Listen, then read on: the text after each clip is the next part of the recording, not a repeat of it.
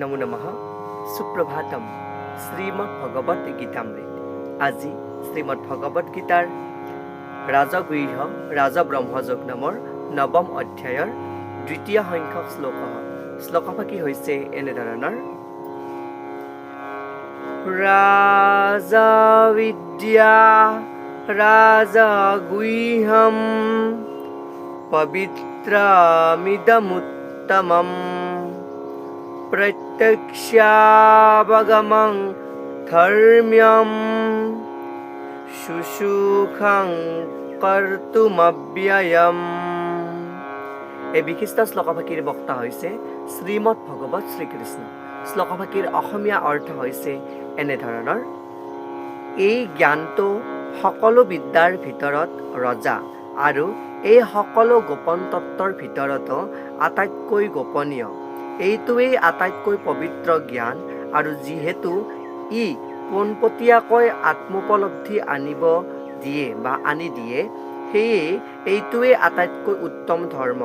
এই জ্ঞান চিৰস্থায়ী আৰু পৰম সুখেৰে এই জ্ঞান কামত লগাব পাৰি বুলি কোৱা প্ৰসংগত পূৰ্বৱৰ্তী শ্লোকৰ প্ৰসংগক্ৰমে ভগৱান শ্ৰীকৃষ্ণই সখা অৰ্জুনৰ আগত এই বিশিষ্ট শ্লোকফাকিৰ অৱতাৰণা কৰিছে।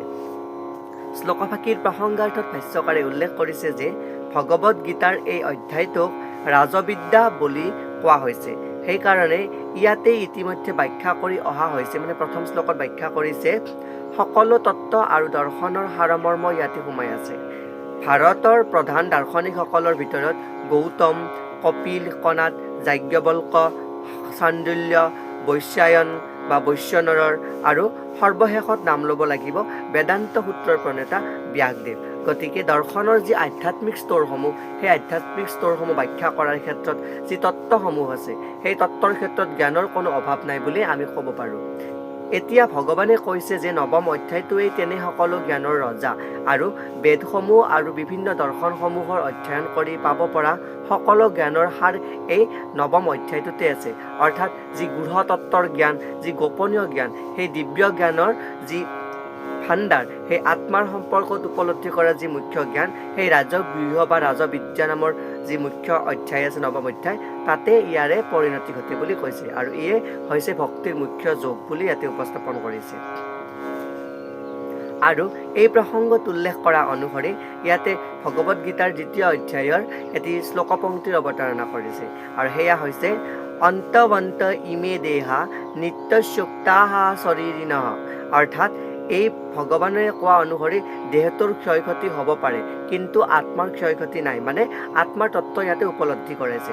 আৰু এই প্ৰসংগত পদ্ম পুৰাণৰ এটি সুন্দৰ শ্লোকৰ উপস্থাপন কৰিছে।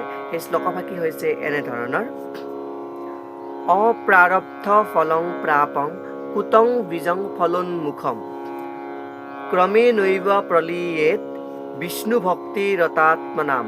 অৰ্থাৎ যিসকলে ভক্তি সহকাৰে পৰম পুৰুষ পৰমেশ্বৰৰ সেৱা কৰে, তেওঁলোকৰ প্ৰাৰব্ধ সঞ্চিত আৰু ক্ৰিয়মান এই সকলো পাপ কৰ্মৰ ফল ক্ৰমে ক্ৰমে লোপ পায় বুলি ইয়াতে কৈছে। গতিকে ভগৱত ভক্তিৰ পাপ বিনাশ কৰিব পৰা শক্তিটো বৰ ডাঙৰ, আৰু এই শক্তিক বোলা হয় পবিত্ৰতম উত্তম, অৰ্থাৎ পৰম পবিত্ৰ শক্তি বুলি ইয়াতে উপস্থাপন কৰিছে। আৰু এই প্ৰসংগত উল্লেখ কৰা অনুসৰি ভাষ্যকাৰে যি বেদান্ত সূত্ৰ ব্ৰহ্মসূত্ৰ আছে, সেই ব্ৰহ্মসূত্ৰৰ যি তৃতীয় পাদ আছে, সেই তৃতীয় পাদৰ মুখ্য যি অধ্যায় আছে, বহুত বেলেগ বেলেগ অংশত বিভক্ত এই ব্ৰহ্মসূত্ৰৰ মুখ্য যি চাৰিটা অংশ আছে, চাৰিটা অংশৰ ভিতৰত তৃতীয় অংশৰ দ্বিতীয় অধ্যায়ৰ 26 সংখ্যক সূত্ৰত উপস্থাপন কৰা অনুসৰি ইয়াতে তাৰ সূত্ৰভাগী ইয়াতে উপস্থাপন কৰিছে। সেই সূত্ৰটো হৈছে এনেধৰণৰ: প্ৰকাশস্য কৰ্মণ্যভ্যাসাত। অৰ্থাৎ ভক্তি যোগ ইমানেই শক্তিশালী যে কেৱল তাৰ অনুশীলন কৰাৰ দ্বাৰাইও নিঃসন্দেহে দিব্য জ্ঞান লাভ কৰিব পাৰি। অৰ্থাৎ বেদান্ত সূত্ৰই যি বেদক সমৰ্থন কৰি বেদৰ যি ব্যাখ্যা উপস্থাপন কৰে, ইয়াৰ এটা বাস্তৱিক দৃষ্টান্ত এই বেদান্ত সূত্ৰত পোৱা যায়। আৰু এই প্ৰসংগত নাৰদৰ শ্লোক এফাকি ইয়াতে উপস্থাপন কৰিছে, আৰু যি শ্লোকফাকি শ্ৰীমৎ ভগৱত মহাপুৰাণৰ প্ৰথম স্কন্ধৰ 5ম অধ্যায়ৰ 25 সংখ্যক শ্লোকফাকি হৈছে এনেধৰণৰ: উচ্ছিষ্ট লেপান অনুমোদিত দ্বিজৈঃ সকৃত স্ম ভুক্তে তদপাস্ত কিল্বিষঃ एवं प्रवृत्तस्य विशुद्ध चेतसा तद्धर्म एवात्मरुचिः प्रजायते। অৰ্থাৎ যেতিয়া নাৰদে তেওঁৰ শিষ্য ব্যাসদেৱৰ আগত তেওঁৰ পূৰ্বজন্মৰ এটা বৰ্ণনা দিছিল, তেওঁ কৈছিল যে ল'ৰা কালত 4 মাহ ধৰি কেইজনমান শুদ্ধ ভক্তৰ লগোৱা হৈ তেওঁ কাম কৰিছিল আৰু তেতিয়া তেওঁ মহাভক্তসকলৰ নিকট সান্নিধ্য লাভ কৰিছিল। কেতিয়াবা সেই মহৰ্ষিসকলে নিজৰ খোৱা কাঁহী তেওঁৰ উচ্ছিষ্ট এৰি থৈ গৈছিল আৰু সেই কাঁহীবিলাক ধুবৰ সময়ত তেওঁ সেই উচ্ছিষ্ট খাই চাবলৈ নাৰদে ইচ্ছা কৰিছিল বুলি ইয়াতে কৈছে। সেয়েহে তাকে কৰিবৰ বাবে নাৰদে মহামুনিসকলৰ অনুমতি বিচাৰিছিল আৰু সেই মহাভক্তসকলে অনুমতি দিয়াৰ পিছত সেই যি উচ্ছিষ্ট যি এৰি যোৱা অংশ সেই নাৰদে খাইছিল, ফলত তেওঁ সকলো পাপৰ পৰা মুক্ত হৈছিল বুলি ইয়াতে উপস্থাপন কৰিছে। সেইদৰে একেৰাহে নাৰদে সেই যি উচ্ছিষ্ট ভক্ষণ কৰিছিল সেই হৃদয়াত্মা মহাত্মাসকলৰ হৃদয়ৰ পৰাই লাভ কৰিছিল। এই মহাভক্তসকল অনবৰতে শ্ৰৱণ কীৰ্তন আদিৰ মাজেৰে তেওঁলোকে ভক্তিভাৱেৰে পৰম পুৰুষ পৰমেশ্বৰক আৰাধনা কৰি আছিল আৰু সেই ক্ৰমেৰে নাৰদেও তেনেদৰে শ্ৰৱণ কীৰ্তন আদি কৰিবলৈ ভাল পাইছিল। আৰু এই প্ৰসংগত নাৰদৰ আকৌ এফাকি শ্লোকৰ উপস্থাপন কৰিছে। তত্ৰান্বহং কৃষ্ণ কথাঃ প্ৰগায়তাম অনুগ্रहेণ শৃণৱং মনোহৰাঃ তাঃ শ্ৰদ্ধয়া মেনুপদম বিশৃণ্বতঃ প্ৰিয় সবসংগ মমাভৱৎ ৰুচিঃ। অৰ্থাৎ মহৰ্ষিসকলৰ সংগত থাকিয়েই ভগৱানৰ মহিমাৰ শ্ৰৱণ কীৰ্তন কৰাৰ যে কি স্বাদ আছে তাক নাৰদে ভালকৈ বুজি পায় আৰু সেইদৰে তেওঁ সেৱা ভক্তিৰ প্ৰতি প্ৰবল অনুৰাগ হ'বলৈ ধৰিলে। গতিকে বেদান্ত সূত্ৰৰ যি প্ৰকাশ্য কৰ্মণ্যভ্যাসাত এই সূত্ৰ ইয়াতে সুন্দৰকৈ প্ৰতিপন্ন হৈছে আৰু যি প্ৰত্যক্ষ জ্ঞান সেই প্ৰত্যক্ষ জ্ঞানৰ পোনপটীয়া স্বভাৱ ইয়াতে প্ৰতিস্ফুত হৈছে। আৰু এই প্ৰসংগত শ্লোকভাষীত উপস্থাপন কৰা ধৰ্ম্যম পদটোৱে ধৰ্মৰ পদক ইয়াতে অনুসৰণ কৰা আছে। আৰু এই প্ৰসংগত সবৈ পুংসাং পৰো ধৰ্ম ইয়াতো ভক্তিৰধুক্ষজে, অৰ্থাৎ ভগৱত গীতাত কোৱাৰ অনুসৰি ধৰ্মপ্ৰাণ লোকসকলে প্ৰায়ে এই কথা নাজানে যে ভক্তিৰ আদৰ্শ লাভ কৰাটোৱেই হ'ল পৰম চৰম উৎকৰ্ষ হ'ল আমাৰ। আৰু সেই অনুসৰি ইয়াতে উল্লেখ কৰিছে যে শ্ৰীমদ ভগৱত গীতাৰ 8ম অধ্যায়ৰ বেদসু যজ্ঞেষু তপঃ চৈব, অৰ্থাৎ এই যজ্ঞৰ অনুসৰি যি বেদৰ পৰা লাভ কৰা যি তপ, সেই তপই হৈছে যজ্ঞৰ অন্যতম মুখ্য বিষয়বস্তু।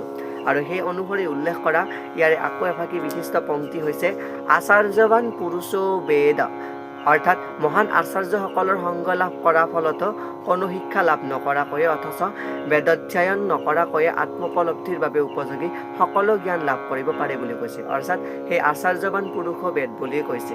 আৰু ইয়াত উল্লেখ কৰা অনুসৰি শ্ৰৱণং কীৰ্তনং বিষ্ণু, অৰ্থাৎ যি শ্ৰৱণ কীৰ্তন আছে সেই শ্ৰৱণ কীৰ্তন পৰমাৰ্থিক সত্তাই হৈছে বিষ্ণুৰ মুখ্য কেন্দ্ৰ। আৰু সেই প্ৰসংগত উল্লেখ কৰা অনুসৰি পুত্ৰং পুষ্পং ফলং তোষম, অৰ্থাৎ যি ফল লাভ আছে, যি তৃপ্তিদায়ক প্ৰসাদ অৱশিষ্ট ভাগ আছে, সেই অৱশিষ্ট ভাগৰ যি ফল লোভ, সেই এটা পাত বা এটা ফুল বা এটা সামান্য ফল বা অলপমান পানী দিলে সেই ভগৱান সন্তুষ্ট হয় বুলি ইয়াতে উপস্থাপন কৰিছে।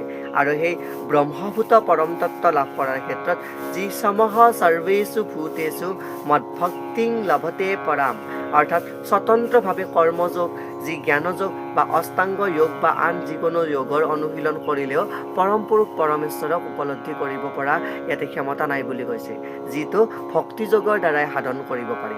আৰু এই প্ৰসংগত উল্লেখ কৰা অনুসৰি এবং প্ৰসন্ন মনসো ভগৱত ভক্তিৰ যোগতঃ, অৰ্থাৎ যেতিয়া হৃদয়ত সকলো অনৰ্থক ধাৰণাৰ পৰা মুক্ত হয় তেতিয়াহে ভগৱানে যি ভগৱানৰ পৰা লাভ কৰা যি প্ৰকৃত জ্ঞান, প্ৰকৃততে এনেকুৱা সেই কথা বুজিব পাৰে আৰু এইদৰে মুক্ত হয় তেওঁ ভগৱানৰ স্বৰূপ উপলব্ধি কৰিব পাৰে। আৰু এই ভক্তিৰ পদ্ধতিটোৱে হৈছে কৃষ্ণ ভাৱনা পদ্ধতিৰ মুখ্য স্বৰূপ, য'ত বিশুদ্ধ ধৰ্মৰ আটাইতকৈ বিশুদ্ধ স্বৰূপ আনন্দ মনেৰে কোনো কষ্ট নোহোৱাকৈ অনুশীলন কৰাত ভগৱানৰ পথত ব্ৰতীত হয়। আৰু এই উক্ত বিশিষ্ট শ্লোকভাষীৰ সৰল গুণাৰ্থ।